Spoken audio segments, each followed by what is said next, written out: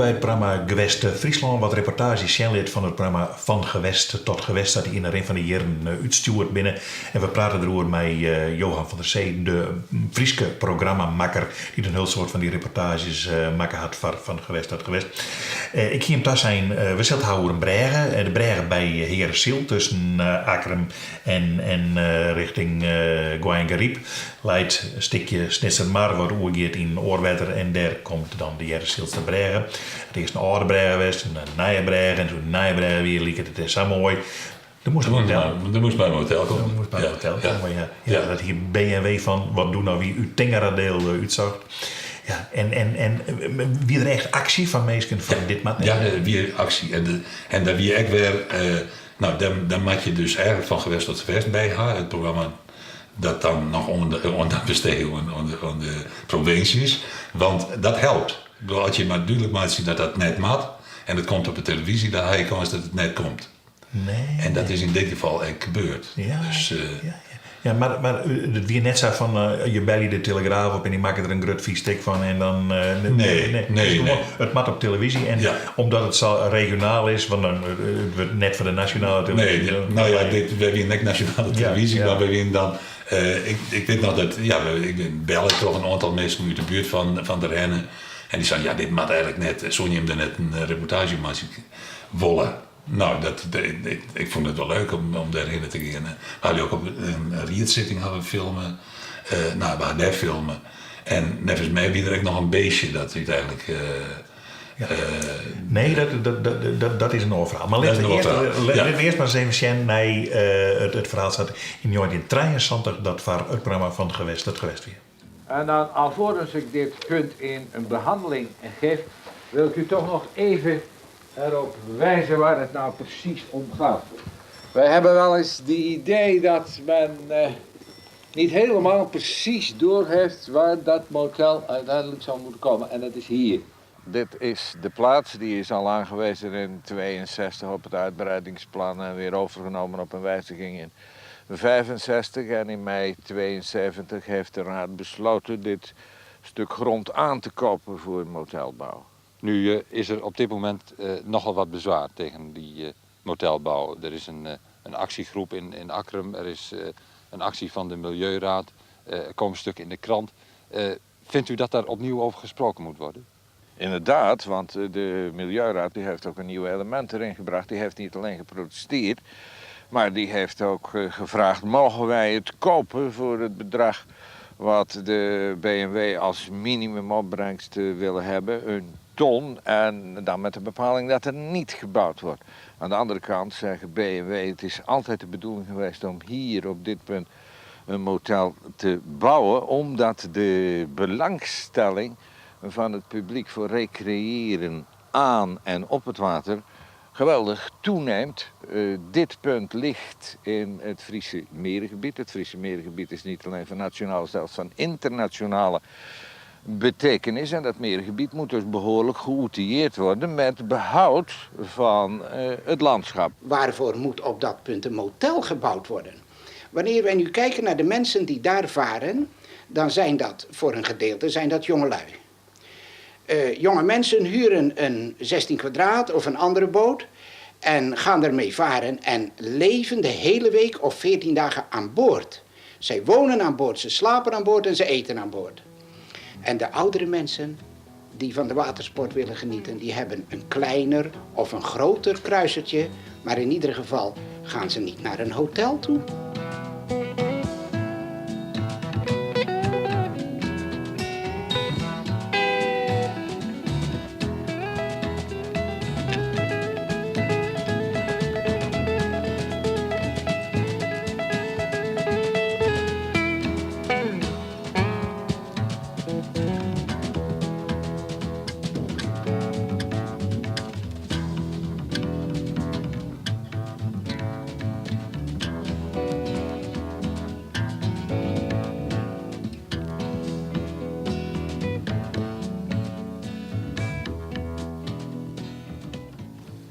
En nu is dus mijn vraag, is het financiële aspect in deze zaak, is dat de dominerende factor van uw voorstel?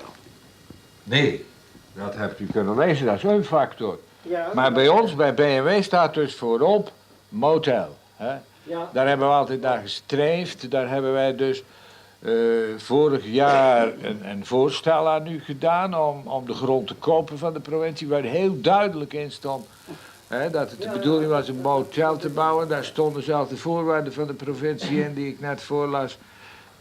Binnen 3 jaar bouwen enzovoort enzovoort. Dus wij hebben op deze toer verder gewerkt. En we hebben ons dus opnieuw beraden toen die vraag van de Milieuraad kwam. Maar wij staan dus op standpunt, hebt u hieruit kunnen lezen, dat wij toch wel voort willen gaan met de voorbereiding voor het motel, zo moet u het zien.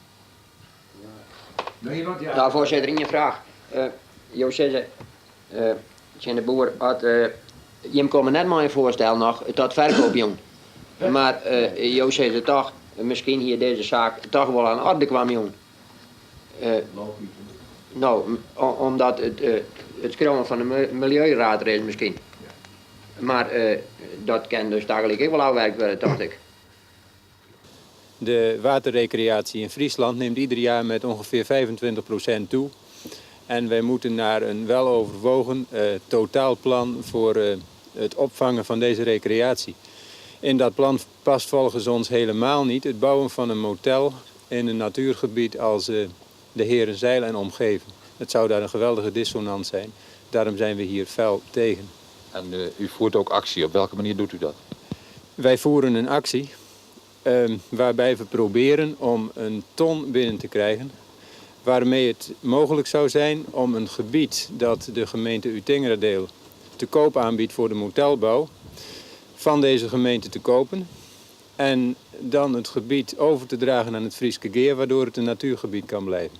Ik ben van mening dat dat geld niet door die Milieuraad opgebracht moet worden. Maar ik ben van mening dat de overheid zo dient te regeren dat dat geld helemaal niet nodig was voor de Milieuraad. De Milieuraad is niet een instelling om via acties geld bijeen te brengen dat de volkswil uitvoert. Ik ben van mening dat de besluiten van de gemeenteraad in overeenstemming moeten zijn. En dan is dat geld helemaal niet nodig. Dan zijn er wel belangrijker dingen. Of dan zijn er wel belangrijker doeleinden waarvoor geld opgehaald moet worden. Ja, het is natuurlijk een absurde zaak dat wij met particuliere gelden moeten proberen om een overheidsbeslissing ongedaan te maken. Maar in het verleden is er door de natuurbeschermingsorganisaties niet geprotesteerd. In 1965 dacht men anders over deze dingen. Nu vinden we dat we ten koste van alles deze motelbouw hier moeten voorkomen. En dan maar op deze manier? Dan maar op deze manier.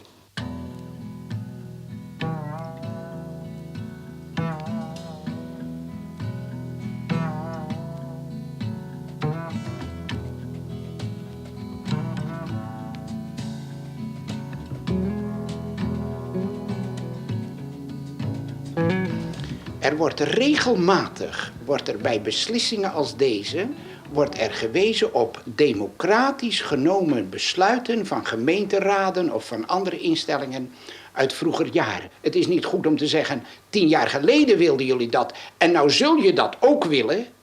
Het is de bedoeling om te zeggen, wat is nu mogelijk als wij letten op wat de bevolking nu wil. Natuurlijk moet je rekening houden met de gewijzigde omstandigheden en die zijn hier. BMW hebben dat dus ook overwogen, maar zijn toch tot de conclusie gekomen om te proberen dat motel te verwezenlijken. Maar we kunnen ons natuurlijk indenken dat er andere mensen zijn die zeggen, ja, maar de verontreiniging die wordt nog erger, wat ik dan betwijfel. En het moet niet gebeuren. Wij bieden in geen geval meer dan 100.000 gulden. Dat is voor ons het absolute maximum. Als er iemand 150.000 gulden biedt, dan zal de gemeente Utingeradeel moeten kiezen tussen het geld en de natuur.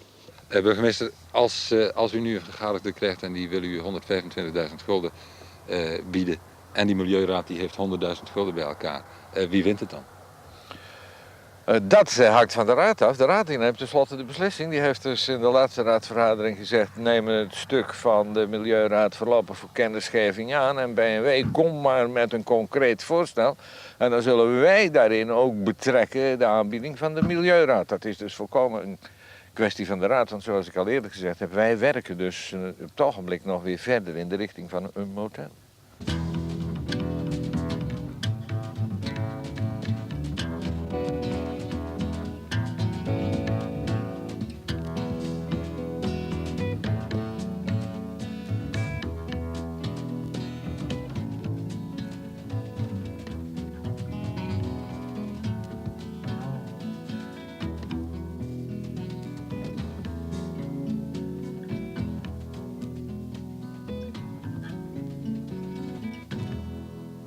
prachtige beelden daar in de buurt van Terhenne. Om de snitser Marhenne, die ben makker terug Johan van der Zee zien kamer meesten. Het motel is er net kwam, daar. Het is letterlijk wel een oording kwam. En daar speelde dat beestje. Daar speelde, ja. De krobbe, de gifkrobbe. Ja. Maar dat weer er in die tijd, wie dat zoks er nog net. Maar wat er wel weer eerstige onreizens van meesten. En zo'n burgemeester Anker van uw Tenger, hoe reistig had die wie, hè? Ja. Hoe die zelf eigenlijk wel, dat hotel? Dat formeel, ik bedoel wel formeel van u ja, maar ik dacht dat het lever net moet. Die indruk hier ik wel. Ja, zo'n man weet ik niet. Ja, nee, van ja. Rutte dingen. Nee. Ja. Maar nou zeggen ze wel, achteraf, van we hebben hier in Friesland te min van die grote dingen. We hier nog wel wat meer herkennen. We kennen nog wel wat meer recreatiedruk hebben. Mm-hmm. Hoeveel haast ook zwaar dat het net kwam is? Nou, net zo vol. Maar ik vond dit door expieter dat het ter komen zo. Ik vond het echt mooi. En dat hij dan zo'n groot motel komen moest, nee. En later, bij de jouwer in de buurt, hij zei zo'n actie houden. Door wie van gewest tot gewest al net meer. Maar dat soort dingen, die moesten eigenlijk maar net in dit landschap, dacht ik toe. Oké. Wat we wel hebben, maar dat is natuurlijk zwaar. Je hebt een soort in nieuwe ziekenhuizen west of nieuwe gedeelten van ziekenhuizen. Deze reportage komt uit 1976 en dan game naar wat letter het MCL weer zo. Hoe heet het? Triotel. Waar heet het Triotel? Er weer een drie onderdeel. Er weer een ziekenhuis, er weer een verzwaringshuis en er weer, nevens mij, echt nog een bejaarde. Dat weet ik net, met de wind dus drie dingen. Dat stier van die drie dingen. En er weer een nieuwe oompak. Dr. Bonnema, weer de broer van Abe Bonnema, weer de directeur. En die introduceerde echt de patiëntendienst. Want de patiënten, er weer aparte mensen die de patiënt naar het zeenmaatje moesten. Dus geen verpleegkundigen, maar naast de verpleegkundigen in de mensen die zijn, nou kom maar binnen en dan... nog voor de handen op schaal. Ja. Je hebt zo in de volgende reportage uit 1976 begin net met MCL, nee, Triotel. Jongens, nadat we enkele injecties gegeven hebben, kunnen we dus met behulp van deze laryngoscoop in zijn keel kijken.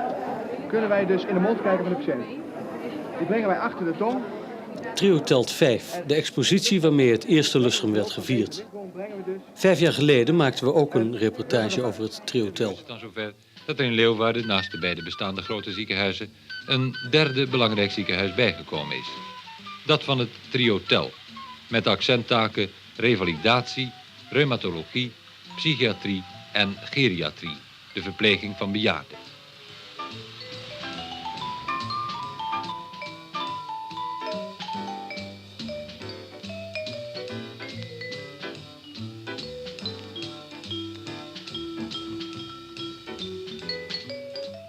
Het Triotel is bijna geheel in laagbouw uitgevoerd. Het ligt aan de rand van de stad Leeuwarden in het vroegere dorp Huizum.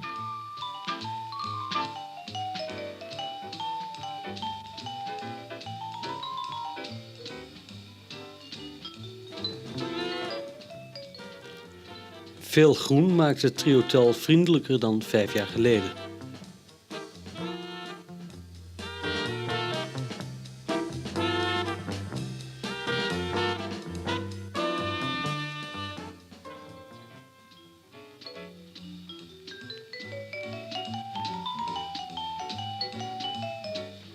Triotel is op het ogenblik een combinatie van een ziekenhuis en een verpleeghuis. Een combinatie waar niet iedereen in de medische wereld voorstander van is, omdat men bang is voor gezichtsverlies van één van beide afdelingen. Wij vinden, ondanks het eigen gezicht, je zult dan als verpleeghuis bijvoorbeeld wat water in wijn moeten doen, dat het grote voordeel is dat je met name in het verpleeghuis een continue specialistische begeleiding hebt. De specialisten in ons ziekenhuis zijn meteen consulent in de verpleeginrichting. En het voordeel is ook dat je heel moeilijk in getallen kunt uitdrukken dat de specialist en de verpleeghuisarts elkaar gewoon in de gangen tegenkomen en gewoon een informeel contact en gewoon dan met of zonder voornaam zeggen, wil je even naar die patiënt zien. Ik dacht dat dat helemaal optimaal functioneerde. Ik dacht, gezien de combinatie van dit ziekenhuis en verpleeghuis, dat je duidelijk ook wat een andere functie misschien gaat krijgen. Dat je patiënten die anders in het ziekenhuis te lang liggen, gaat opnemen in het verpleeggericht. En dat ze eigenlijk een dure ziekenhuisbed niet meer nodig hebben. Is dat gebeurd? Nou, dat is in getallen moeilijk aantoonbaar, maar je hebt wel een paar indicaties dat je zegt, ja, het is wel gebeurd.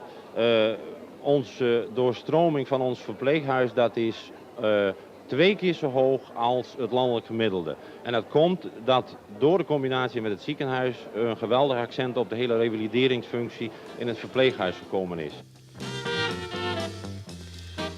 In de 5 jaar dat het Triotel nu bestaat, is de geheimzinnigheid rond alles wat er zich binnen de muren van een dergelijke medische instelling afspeelt nauwelijks veranderd. Geen typisch Triotel-probleem, maar ze hebben er daar wel wat aan willen doen.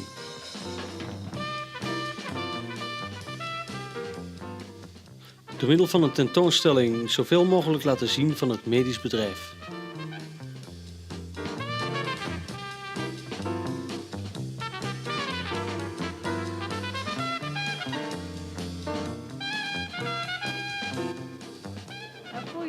Een prikkeltje en dat doet helemaal niet zeer, maar het geeft een bepaald schokje. En als het nou te pijnlijk is, dan moet je het zeggen. Maar het is meer het gevoel dat je wat vreemds voelt als dat het pijnlijk is. Dan gaat dus je vinger omhoog. Je hoeft het helemaal niet tegen te houden, want je zenuw die het anders deed, die is uitgevallen. Zie je, dan pak ik de stroom dus van die spier af. Hè, en die gaat via een versterker gaat die naar die motor toe. Als ik deze spiergroep aantrek, dan gaat die open. Ja? En als ik deze spiergroep aantrek, dan gaat die dicht. Dan moet je je hand er maar eens tussen houden, dan kun je voelen hoe die knijpt. Ja. Hoe vond u het, mevrouw? Heel interessant. Werkelijk. Kent u het ziekenhuis een beetje? Ja, want ik ben hier al 5,5 jaar. Ik lig al 18 jaar in het ziekenhuis. Maar als u dan de werkelijkheid van het ziekenhuis vergelijkt met de tentoonstelling? Nou, dan is het niet zoveel verschil, hoor. Ze hebben het niet mooier gemaakt dan dat het is? Nee, absoluut niet. Als je voor het eerst een ziekenhuis binnenkomt, dat is mij zo gegaan tenminste, nou dan sta je daar vrij sceptisch tegenover. Hè? Je bent een vreemde en plotseling word je opgenomen in een hele andere omgeving. Hè? Dus dat is al het aanpassen aan zo'n omgeving, aan de zaal, aan de verpleegsters. Hè? En wanneer je daar dus onvoorbereid komt, en ik dacht dat de meeste mensen dat zo ging, dan sta je er eerst vreemd tegenover. Hè? Daarom wordt in het Triotel de patiënt sinds 1971 opgevangen door een dienst patiëntenzorg. Het Triotel wil met een dienst patiëntenzorg gaan werken. Zo vangt de heer Kok, hoofd van die dienst, nieuwe patiënten in een huiselijke sfeer op. Ja, ik weet dus wel iets van de gang van zaken. Ja. Het is enigszins een ander ziekenhuis dan u gewoon zult zijn. Ik dacht dat de patiënt, gezien ook de hele stress in de maatschappij, toch ook behoefte had naast zijn lichamelijke kwaal ook wat warmte, wat menselijke begeleiding nodig had. Ik kan er nog niks zinnigs over zeggen. Ik wil het eerst eens afwachten, want het lijkt allemaal heel, heel mooi in de theorie. Maar ik moet het eerst in de praktijk eens zien, hoe het raad er zelf. Ja, ik ben gewoon begonnen. Aan de ene kant om iets trachten te doen voor de patiënt. Onder andere met de begeleiding, een goede begeleiding rond de opname. Van de andere kant hebben we ook gemerkt dat er nogal wat leemtes waren. Ik denk onder andere aan de informatie of aan het gebrek aan informatie rond het ziektebeeld, rond de behandeling. En toen hebben we op een gegeven ogenblik gezegd, ja, kunnen we daar nou eigenlijk niets aan doen? Wanneer iemand bericht krijgt, u moet dan en dan voor een bepaald onderzoek komen, dan is er altijd wel een of andere vriend of vriendin of buurman die hem vertelt hoe erg dat onderzoek is.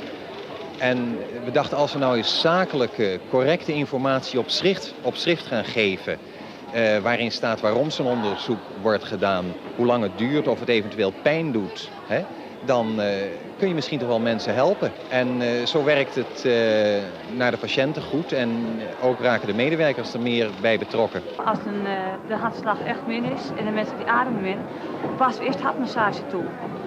En dan drukken we hierop. Maar dan moet eerst iets tegen. Er komt een plank onder het bed en doktoren die worden opgeroepen met mensen met een acuut hartstilstand. En dan gaan we zo masseren. Zo. Ja? En hier worden de weeën mee geregistreerd. Die worden gelijktijdig opgenomen op dit papier hier.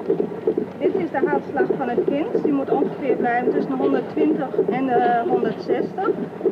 Ze mogen niet lager komen dan de 100. Is dat het geval, dan waarschuwen wij gelijktijdig de arts.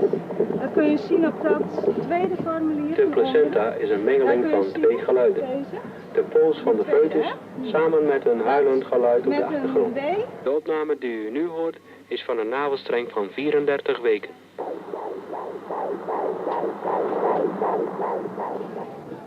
Dit bed wordt er dus opgelegd, normaal. Dan wordt vastgezet.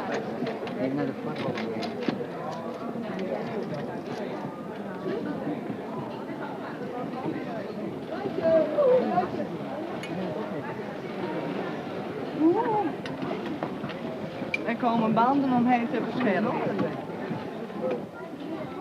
U zit wel een beetje in een abnormale positie. Ja, ik lig hier in de verdrukking.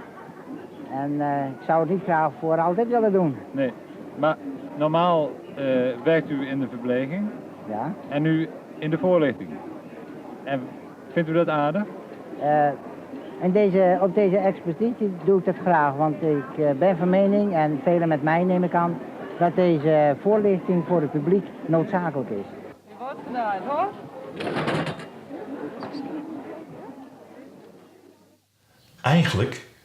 Eigenlijk is dit een publieksverlichting wat je hem door Wat die ziekenhuizen kon net op die manier bij de mensen komen. Zodat die nou het internet wel kennen, kan niks letten. En die komen dus via Jim bij de mensen. Ja. Jim bent een soort uitvoerend orgaan voor het Ja, zo is het. Maar het werkt niet zo nee. De aanpak wie nee. Bollema wie een man die dat goed brengen kon. En het mooie is dat we hadden het zien hier letter hebben we er wegfilmen. En wie diezelfde Bollema die in dit programma een hele dikke man wie die weer helemaal afslanken. Het ziekenhuis wie echt oors worden, maar Bollema zeker. Dat nooit zien hier. Die hier genoeg van zijn ziekenhuis om te zeggen, ik maak zo'n leven. Ja. Ja. Goed.